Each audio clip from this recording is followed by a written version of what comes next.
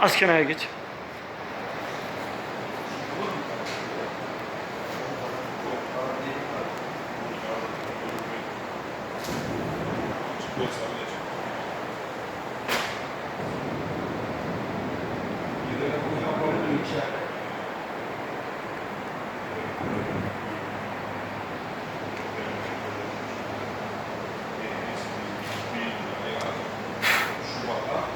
Evet, sobamızı kurduk.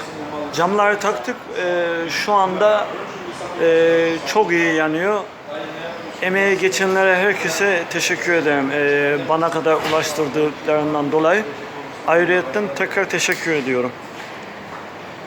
Kısmet olursa seneye bir tane daha almayı düşünüyorum. İnşallah daha iyi olmaya çalışır.